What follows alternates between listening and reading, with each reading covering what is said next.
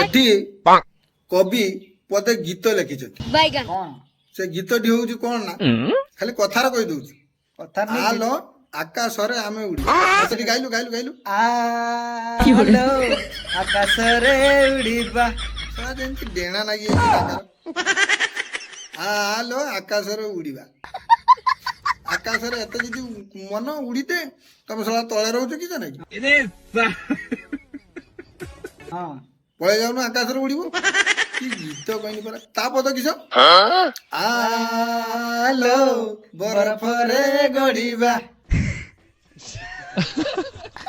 ଲୋକ ଟିକେ ଥଣ୍ଡା ପାଣି ପଡିଲାକୁ ଗଡ଼ି ପଡ଼ ହେଇତେ ମାନେ ଡର ଲାଗୁଛି। ଏମାନେ ଯାଇକି ବରଫର ଗଡ଼ି ଥଣ୍ଡାର ଶନିପାତ ହେଇଯାଉଛି ଏମାନେ ବରଫ ବରଫର ଗଡ଼ିବେ ମାନେ ତାଙ୍କ ଦେହ ଏତେ ଗରମ ହେଇଯାଉଛି। କି ଗୀତ ସବୁ ଲେଖୁଛନ୍ତି କହିନି ପରା ମାନିତେ ପଡ଼ିବ।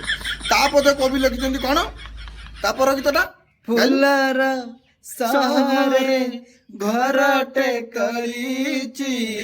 ରହିଯା ଫୁଲର ସହରେ ସିଏ ଘରଟେ ତଳିଛି। ଶଳା ଫୁଲ ଦିଟା ମିଳୁନି ପୂଜା କରିବାକୁ ଲୋକଙ୍କୁ। ସିଏ ଫୁଲର ସହରେ ଘର ମାନେ ତଳି ଦେଇଛି। ଏଟେ ସିଏ ଗୋଟେ ମାନେ କାରିଗର। ତାପରଟା ଗାଇଲୁ କାହା ପାଇଁ ତୋଳିଛି ତୁ ଆସିବୁ ବୋଲି ପ୍ରିୟା ତୁ ଆସିବୁ ବୋଲି। ଶଳା ଝିଅ ଖୋଜି ଖୋଜି ଚପଲ ଛିଡି ଯାଉଛି ମୁଣ୍ଡର ଚୁଟି ଖସି ଯାଉଛି ଝିଅ ମିଳୁନି।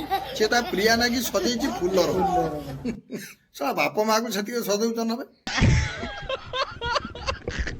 ଆଚ୍ଛା ମୁଁ ଗୋଟେ କଥା ବୁଝିପାରୁନି ଫୁଲର ସହରଟା କେଇଠି କି?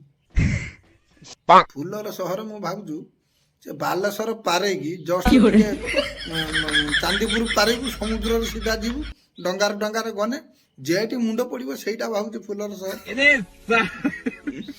କି ଗୀତ ଲେଖୁଛି। ଯାହା ହଉ ଏଇଭଳିଆ ଗୀତ ଲେଖୁଥାଉ। ଏଇଭଳିଆ ଗୀତ ମନକୁ ପାଇଲା ଭଳିଆ ଗୀତ।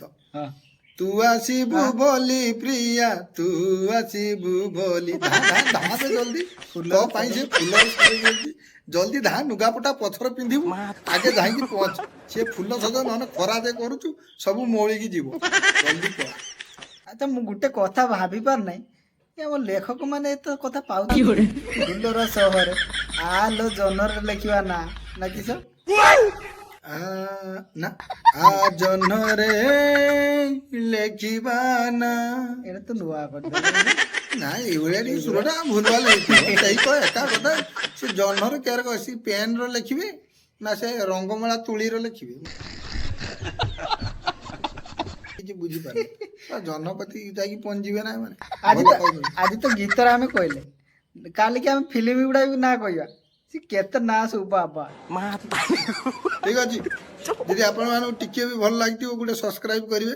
ଆମର ମଜା କମେଡି ମସ୍ତି ଆମେ ତ ଭାଇ ସେଇଭଳିଆ ଶିଖିଛେ। ଆମେ ପାଠ ଦିଗରେ ପଢିଛେ ନା କିଛି ଜାଣିଛେ। ଏଇ ମଜା ମସ୍ତି କଥା ଟିକେ କହି ଆପଣ ମାନଙ୍କୁ ହସେଇବା କଥା ଆଉ ଗରିବ ଲୋକଙ୍କୁ ଟିକେ ସାହା ହେବେ ଆଉ ଏବେ ତ କେହି ବାହାରକୁ ଯାଆନ୍ତୁ ନାହିଁ। ପ୍ରବଳ ମାତ୍ରାରେ ବର୍ଷା ପାଟୁଛି। ବର୍ଷା ହଉଛି ପାଣି ତ ସବୁଆଡେ ଫୁଲ ହେଇଗଲାଣି। ବଡ ଦୁଃଖର କଥା ଯେ ସେଠି ଯୋଉ ଭଳିଆ ଘଟଣା ଘଟିଛି ସେ କାଲି କହିବା ଆଜି ଆଉ ମାନେ କହିଲେ ଲଙ୍ଗ ହେଇଯିବ ଆପଣ ମାନେ ଶୁଣିବେନି ଫେର ରାଗିଯିବେ। ସେ ଏବେ ଚାର୍ଜ ପାରୁ ନଥିବ ତେଣୁକରି ଚାର୍ଜ ଖେଞ୍ଚି ଦିଅନ୍ତୁ କାଲିକି ପୁଣି ଶୁଣିବା ଆଉ। ଭିଡ଼ିଓଟି ଆମର ଏଇଠି ଶେଷ କରୁଛେ। ଜୟ ଜଗନ୍ନାଥ।